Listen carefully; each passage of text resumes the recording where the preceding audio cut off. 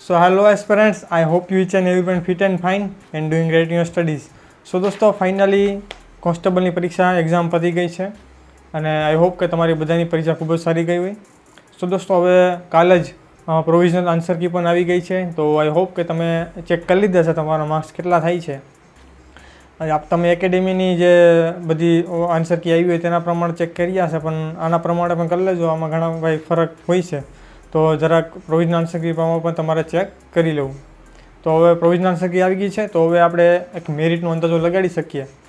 કેમ કે જ્યાં સુધી પ્રોવિઝનલ આન્સર કી ના આવે તો ત્યાં સુધી આપણે ખ્યાલ ના આવે કે ભાઈ આ લોકો કયા પ્રશ્ન સાચા કરશે, કયા ખોટા કરશે, કેમ કે આનું કંઈ નક્કી ના કહેવાય.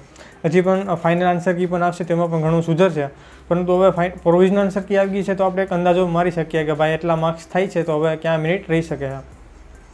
તો આપણે મેરિટની વાત કરીએ કે ભાઈ આ વખતે ક્યાં રહેશે, તેને પહેલાં આપણે થોડીક વાત કરી લઈએ પેપરની. આ વખતનું પેપર કેવું હતું? તો ભાઈ આ વખતનું પેપર ખૂબ જ સારું આપણે કહી શકીએ પ્રીવિયસ યર કરતાં. પ્રીવિયસ યરમાં તો ભાઈ પાર્ટ એમાં જ ફાફા લાગી ગયા હતા બધાને ભાઈ, જે મિનિમમ ક્વોલિફાઈ માર્ક લેવા માટે.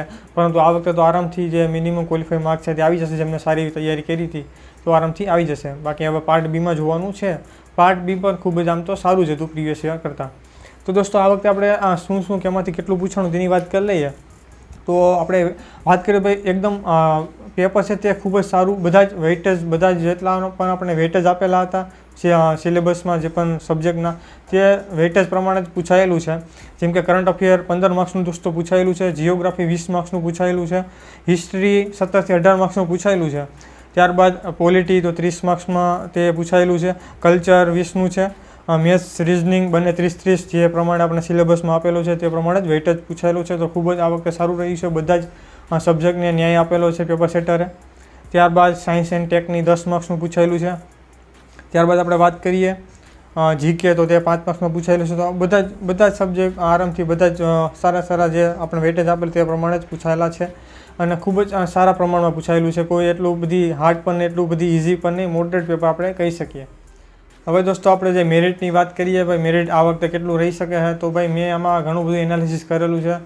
જે પ્રીવિયસ યરના પેપરનું એનાલિસિસ કરેલું છે, તે ઉપરાંત કટ ઓફનું, તે ઉપરાંત વેકેન્સીનું. આ વખતે વેકેન્સી તમે જોશો તો ભાઈ general, EWS, SC, ST, OBC બધા જમાં ક્યાંક ને ક્યાંક 30, 40, 50, 90 એટલાની ક્યાંક ને ક્યાંક વેકેન્સી વધેલી જ છે. એટલે આ વખતે વેકેન્સી પણ વધારે છે. તે ઉપરાંત દોસ્તો આ વખતે સમય એટલું બધી તૈયારીનો મળેલો પણ નથી. આની પહેલાં તમે જે પ્રીવિયસ યર જે પેપર ગયું હતું, જે ભરતી ગઈ હતી, તેમાં આપણને એક વર્ષની ઉપર 1.5 વર્ષ જેવો ટાઈમ મળેલો હતો. પરંતુ આ વખતે માત્ર 6 થી 7 મહિના જ મળેલો છે તૈયારી માટે. તો આમાં જે લાંબા ગાળાથી તૈયારી કરે છે તે લોકોને ઘણો ફાયદો થયો છે. જે નવા જે શરૂઆત કરી લે છે તેમને થોડું ક્યાંક ને ક્યાંક અઘરું પડેલું હોવું જોઈએ. પરંતુ જે લાંબા ગાળાથી તૈયારી કરે છે, ખાકીનું સપનું છે, તેમને તો લગભગ આ વખતે મેળ આવી જ જશે, આરામથી થઈ જ જશે. અને આ વખતે મેરિટ પણ કાંઈ બધા કે ભાઈ વધારે રહે, થોડું ઘણું પણ લાગતું નથી.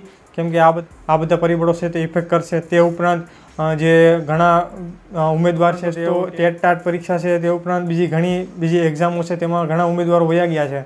તો આમાં જ છે તે થોડોક વર્ગ ઓછો થઈ ગયો હશે. તો આમાં મોસ્ટ ઓફ લગભગ જે તૈયારીવાળા મિત્રો છે, જે લાંબા ગાળાથી તૈયારી કરી રહ્યા છે, સારી એવી તૈયારી, તેમને લગભગ આમાં થઈ જ જવાનું છે. તો આ રીતે દોસ્તો બધા જ આપણે પરિબળોને આપણે ધ્યાનમાં રાખીને એક મેરિટની વાત કરીએ. તો ક્યાંક મેરિટ, અત્યારે હું મેરિટ છે તે તમને જે અનઆર્મ્ડ પોલીસ કોન્સ્ટેબલ હોય છે, UPSC, તો તેની જ વાત કરીશ. ઠીક છે, કેમ કે બધા જનું આપણે કેવું થોડુંક અઘરું પડે, પરંતુ આપણે મેન ટાર્ગેટ તો બધાનો ટોપમાં જે અનઆર્મ્ડ પોલીસ કોન્સ્ટેબલ છે તેનું જ હોય છે. તો તેની જ આપણે અહીં મેરિટની વાત કરશું.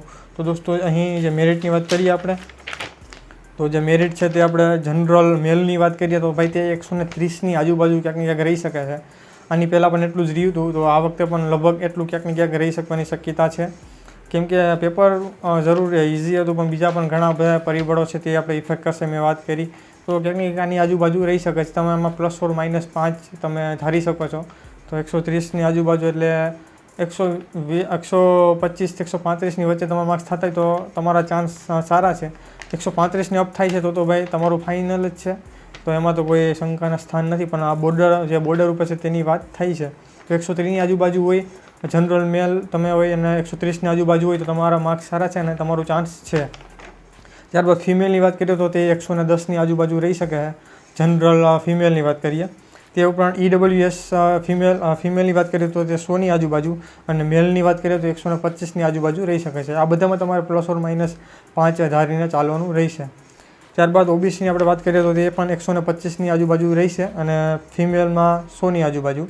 તે ઉપરાંત SC આપણે મેલની વાત કરીએ તો તેમાં 120ની આજુબાજુ રહેશે અને ફિમેલમાં વાત કરીએ તો તે 95ની આજુબાજુ 95ની આજુબાજુ રહેશે.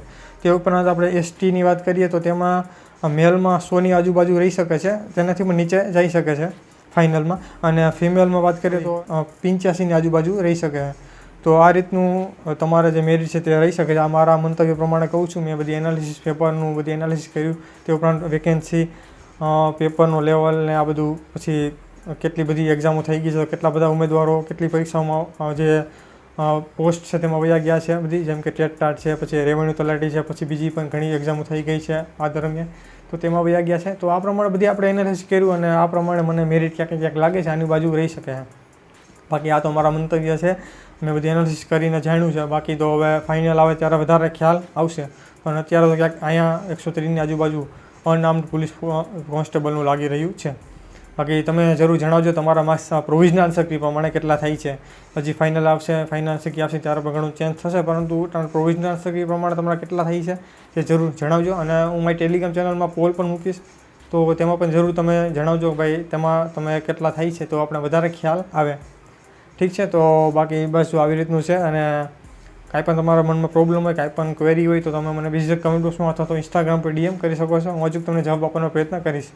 ઓકે, સો દોસ્તો મળીએ નેક્સ્ટ વિડીયોમાં દોસ્તો.